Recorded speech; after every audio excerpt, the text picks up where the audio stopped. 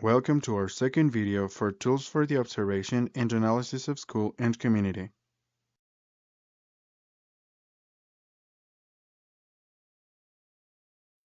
As you may have noticed, one more verb has been added to the three original ones, which implies a difference in languages that occurs every time we want to view a phenomenon from the linguistic perspective of two tongues. Now think about the following. What comes to your mind when you hear the word teenager? Rebellious? Hormones? Indiscipline? Okay, most would agree on those. Many people view teenagers or adolescents as a pack of emotions and needs to be taken care of. What's more, you might think, teens? No thanks. This could be a stereotype. Stereotypes are beliefs about the attributes of a group of people and serve a cognitive efficiency function as well as a prejudice justification function. But would you say it is justifiable to judge a teen for that? Then you may be saying in just that.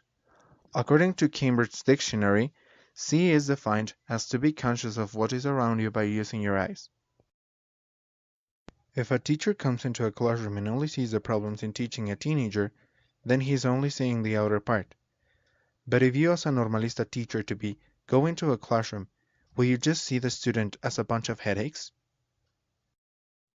Depending on your school year, you might be able to either know that a student is able to do many impressive things and learn faster than many adults do, thanks to risk-taking, according to BigThink.com, or you could also simply know that in order to teach at junior high or middle school level, we teachers need to see students first as human beings with gaps we have to help them fill as much as possible, as the new education reform implies.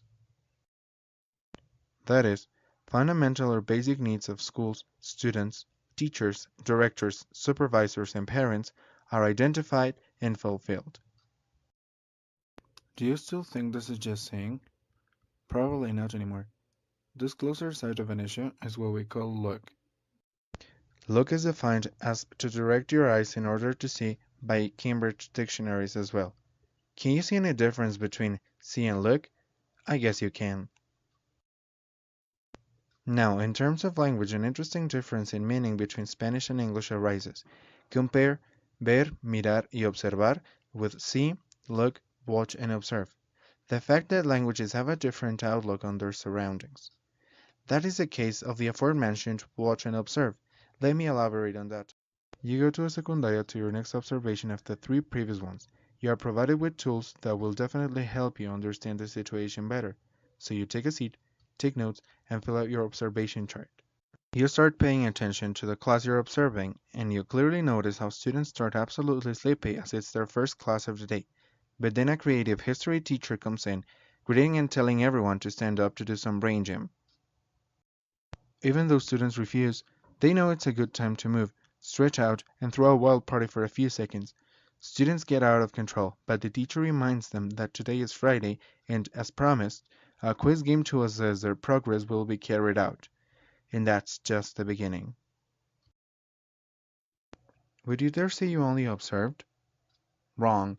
You followed two processes according to what Cambridge Dictionary says related to watch and observe. It defines watch as to look at something for a period of time, especially something that is changing or moving, and observe as to watch carefully the way something happens or the way someone does something, particularly in order to learn more about it. Draw your own conclusions.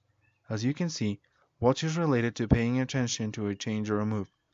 Observe means you learn from paying attention because that's your main objective, to learn. I'd like to finish with this comparison. Hopefully, these pictures will be useful and help you tell each verb apart.